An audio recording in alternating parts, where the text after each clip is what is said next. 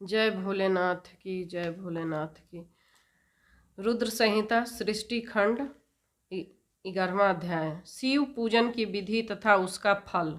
ऋषि बोले, हे व्यास शिष्य महाभाग सूत जी, आपको नमस्कार है। आज आपने भगवान शिव की अद्भुत एवं परम पवित्र कथा सुनाई है। उसमें अद्भुत महादिव्य तथा कल्याणकारिणी लिंगोत्पत्ति हम लोगों ने सुनी, जिसके प्रभाव को सुनने से इस लोक में दुखों का नाश हो जाता है। हे दयानिधे, ब्रह्मा और नारद जी के संवाद के अनुसार आप हमें शिव पूजन की वह विधि बताइए जिसमें भगवान शिव संतुष्ट होते हैं। ब्राह्मण, क्षत्रिय, वैश्य और शूद्र सभी शिव की पूजा करते हैं। वह पूजन कैसे करना चाहिए?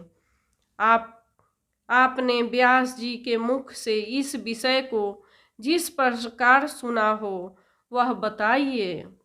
महर्षियों का वह कल्याणप्रद एवं श्रुति समस्त वचन सुनकर सूत जी उन मुनियों के प्रश्न के अनुसार सब बातें प्रसन्नतापूर्वक बताने लगे। सूत जी बोले, मुनीश्वरों, आप लोगों ने बहुत अच्छी बात पूछी है, परंतु वह रहस्य की बात है। मैंने इस विषय को जैसा सुना है और जैसी मेरी बुद्धि है उसके अनुसार आज कह रहा हूँ। जैसे आप लोग पूछ रहे हैं उसी तरह पूर्व काल में व्यास जी ने सनत कुमार जी से पूछा था, फिर उसे उपमन्यु जी ने भी सुना था। तब व्यास जी ने शिव पूजन आदि जो भी था उसे सुनकर लोकहित की कामना से मुझे पढ़ा दिया। इसी विषय को भगवान श्री कृष्ण ने महात्मा उपमन्यु से सुना था। पूर्व काल में ब्रह्मा जी ने नारद जी से इस विषय में जो कुछ कहा था वही इस समय मैं कहूँगा।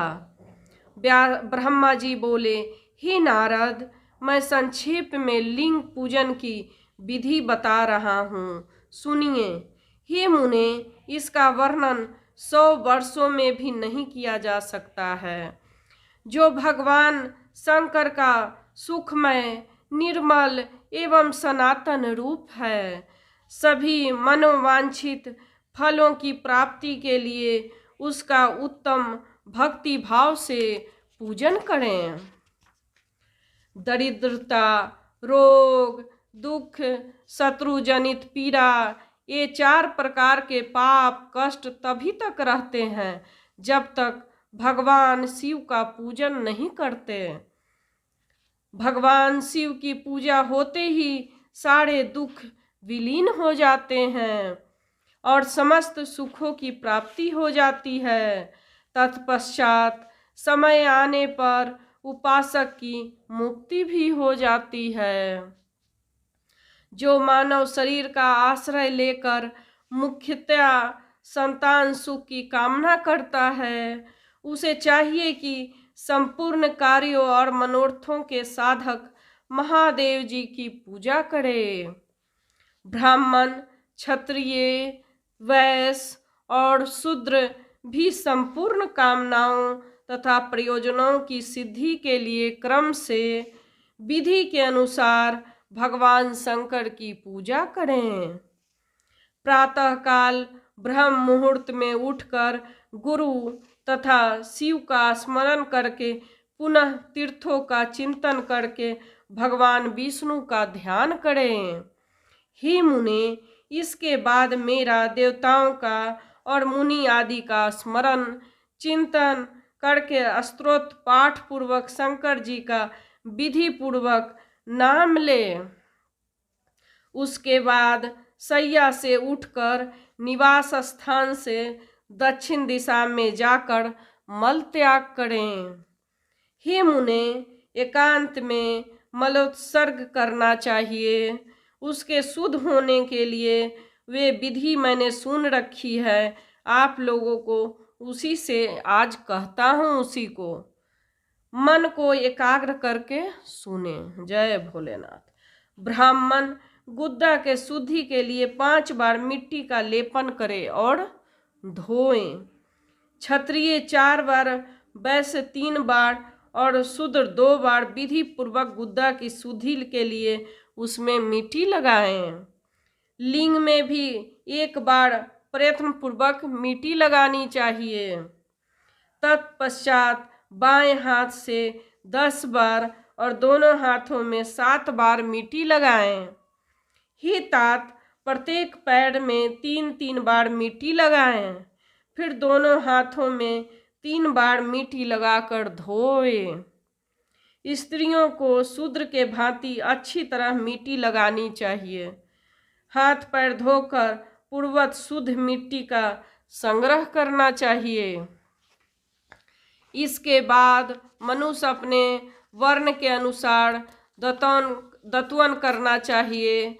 ब्राह्मण को 12 अंगुल की दतवन करनी चाहिए, क्षत्रिय 11 अंगुल के, वैश्य 10 अंगुल के, शूद्र 9 अंगुल की दातुन करें। दातुन का यह मान बताया गया है।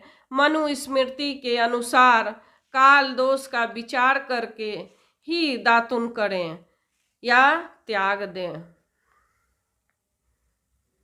ही तात षष्ठी, प्रतिपदा, अमावस्या, नवमी, व्रत के दिन, सूर्यास्त का समय, रविवार तथा श्राद्ध दिवस ये दंत धावन के लिए वर्जित है। दंत धावन के पश्चात तीर्थ आदि में विधि पूर्वक स्नान करना चाहिए।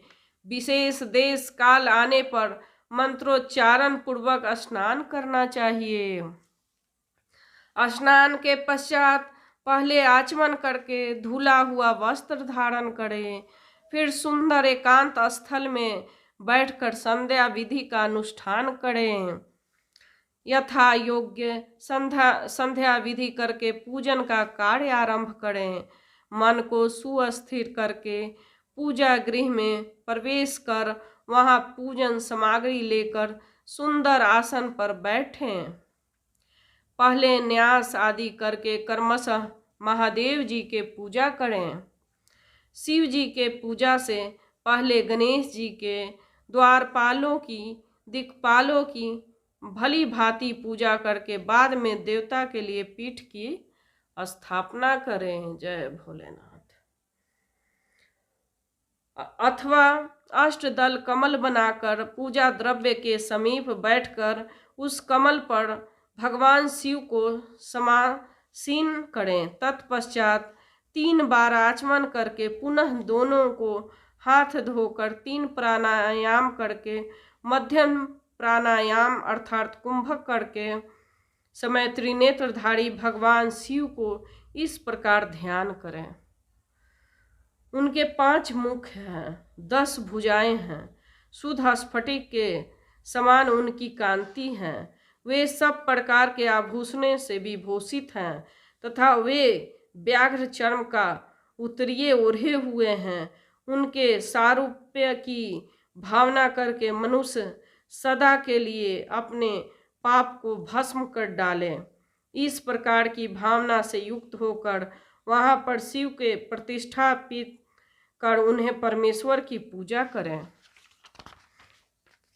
शरीर शुद्धि करके मूल मंत्र का क्रमशः न्यास करें, अर्थात सर्वत्र पर्णों से ही षड्यांश करें।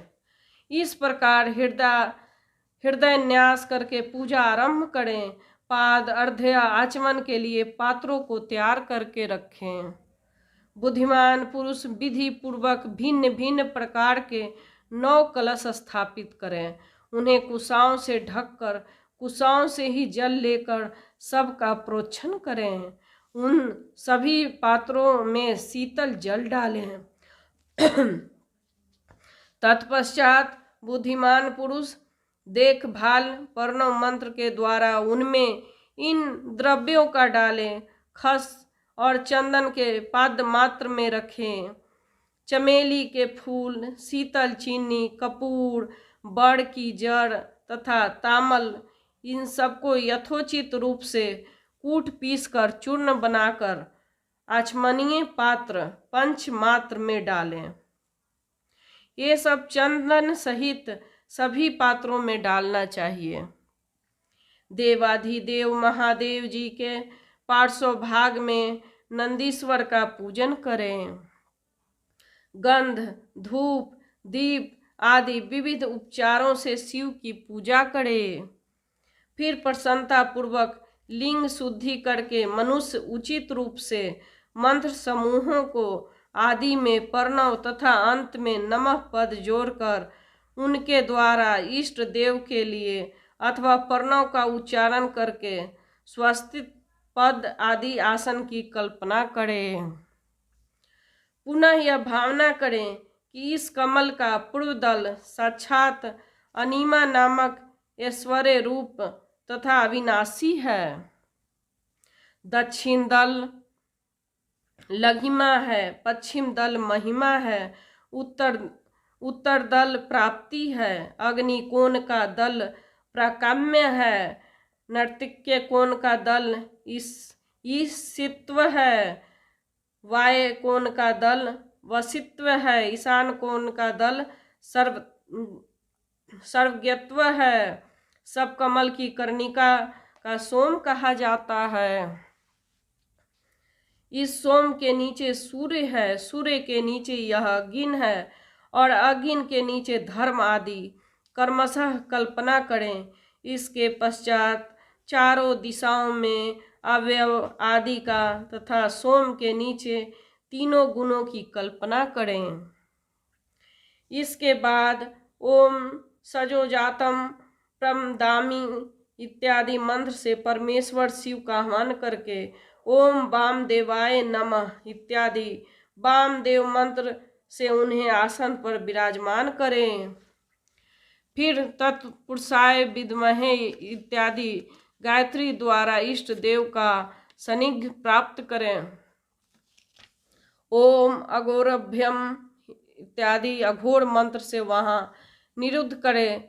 तत्पश्चात ओम ईशान सर्व विद्यानाम इत्यादि मंत्र से आराध्य देव का पूजन करें। पाद और आचमनीय अर्पित करके अर्घ्य दें। तत्पश्चात गंध और चंदन मिश्रित जल से विधि पूर्वक रुद्रदेव को स्नान कराएं। फिर पंचगव्य निर्माण से विधि से 5 तत्वों 5 द्रव्यों को एक पात्र लेकर पर्णों से भी अभिमंत्रित करें। उन मिश्रित गव्य पदार्थों द्वारा भगवान को स्नान कराएं। तत्पश्चात पृथक पृथक दूध, दही, मधु, गन्ने के रस तथा घी से नहलाकर समस्त अभीष्टों के दाता और हितकारी पूजनीय महादेव जी के पर्णों के उच्चारण पूर्वक पवित्र द्रव्यों द्वारा अभिषेक करे। जय भोलेनाथ। साधक श्वेत वस्त्र को उस जल को यथोचित रीति से छान ले और पवित्र जल पात्रों में मंत्रोच्चारण पूर्वक जल डालें। जलधारा जब तक बंद न करे जब तक इष्ट देव को चंदन न चढ़ाएं। जब सुंदर अक्षतों द्वारा प्रसन्नता पूर्वक शंकर जी की पूजा करें। उनके ऊपर कुश, आपा मार्ग, कपूर, चमेली, चंपा, गुलाब, श्वेत, कनेर, बेला, कमल और उत्पल आदि भांति भांति के अपूर्व पुष्पों एवं चंदन से उनकी पूजा करें। परमेश्वर शिव के ऊपर जल की धारा गिरती रहे, इसकी भी व्यवस्था करें। जल के भरे भांति भांति के पात्रों द्वारा महेश्वर को स्नान कराएं। इस प्रकार मंत्रोच्चारण पूर्वक समस्त फलों को देने वाली पूजा करनी चाहिए। हे तात, अब मैं आपको समस्त मनोवांछित कामनाओं सिद्धि के लिए पूजा संबंधी मंत्रों का भी संक्षेप में बता रहा हूँ। सावधानी के साथ सुनिए। पाव मान मंत्र से, वाड्मी इत्यादि मंत्र से, रुद्र मंत्र से, नीलुद्ध मंत्र से सुंदर एवं शुद्ध पुरुष युक्त से श्री सूक्त से सुंदर अथ अथर्व शीर्ष के मंत्र से आ नु भद्रा इत्यादि शांति मंत्र से शांति संबंधी दूसरे मंत्रों से भरुण मंत्र से अरुण मंत्र से अभीर्ष मास से तथा देवव्रत मास से अभित्वा इत्यादि रथंत्र मास से पुरुष युक्त से मृत्युजय मंत्र से तथा पंचाक्षर मंत्र से पूजा करें। 1,000 अथवा 100 जलधाराएं वैदिक विधि से शिव नाम मंत्र से प्रदान करें। तदंतर भगवान शंकर के ऊपर चंदन और फूल आदि चढ़ाएं, परनव से तांबुल आदि अर्पित करें। इसके बाद जो स्फटिक मणि के समान निर्मल निष्कल अविनाशी सर्वलोक कारण सर्वलोकमय परम देव जो ब्रह्मा इंद्र उपेंद्र विष्णु आदि देवताओं को भी गोचर न होने वाले वेद वेता विद्वानों द्वारा वेदांत में मनमानी से अगोचर बताए गए हैं, जो आदि मध्य अंत से रहित समस्त रोगियों के लिए औषध रूप शिव तत्व के नाम से विख्यात हैं तथा शिवलिंग के रूप में प्रतिष्ठित हैं। उन भगवान शिव का शिवलिंग मस्तक पर प्रणव मंत्र से पूजन करें। धूप दीप नैवेद्य सुंदर तांबुल सुरमय आरती स्तोत्रों तथा नाना प्रकार के मंत्रों नमस्कारों द्वारा यथोक्त विधि से पूजन करें। तत्पश्चात अर्घ देकर भगवान के चरणों में फूल बिखेर कर और साष्टांग प्रणाम करके देवेश्वर शिव की आराधना करें। इसके बाद हाथ में फूल लेकर खड़ा हो और करके दोनों हाथ जोड़कर इस मंत्र से सर्वेश्वर शंकर की पुनः प्रार्थना करें। हे शिव, मैंने अनजान में अथवा जानबूझकर जो जप पूजा आदि सत्कर्म किया है वे आपके कृपा से सफल हो। इस प्रकार पढ़कर भगवान शिव के ऊपर प्रसन्नता पूर्वक फूल चढ़ाएं। तत्पश्चात स्वास्ति वाचन करके नाना प्रकार की आशी प्रार्थना करें। फिर शिव के ऊपर मार्जन करना चाहिए। इसके बाद नमस्कार करके अपराध के लिए क्षमा प्रार्थना करते हुए पुनरागमन के लिए विसर्जन करना चाहिए। इसके बाद अघोर मंत्र का उच्चारण करके नमस्कार करें। फिर संपूर्ण भाव से युक्त होकर इस प्रकार प्रार्थना करें। प्रत्येक जन्म में शिव में मेरी भक्ति हो, शिव में भक्ति हो, शिव में भक्ति हो 3 बार बोले। आपके अतिरिक्त दूसरा कोई मुझे शरण देने वाला नहीं हो। हे महादेव, आप ही मेरे लिए शरण दाता हैं। इस प्रकार प्रार्थना करके पराशक्ति के द्वारा संपूर्ण सिद्धियों के दाता देवेश्वर शिव का पूजन करें। विशेषतः गले की ध्वनि से भगवान को संतुष्ट करें। तत्पश्चात परिवारजनों के साथ नमस्कार करके अनुपम प्रसन्नता प्राप्त करके समस्त लौकिक कार्य सुखपूर्वक करता रहे। जो इस प्रकार शिव भक्ति परायण होकर प्रतिदिन पूजा करता है उसे अवश्य ही पग पग पर सब प्रकार की सिद्धि प्राप्त होती है। वह उत्तम वक्ता होता है, उसे मनवांछित फल की निश्चय ही प्राप्ति होती है। रोग दुख शोक दूसरों को निमित्त से होने वाले उद्वेग कुटिलता विष तथा अन्य जो कष्ट उपस्थित होता है उसे कल्याणकारी परम शिव अवश्य नष्ट कर देते हैं।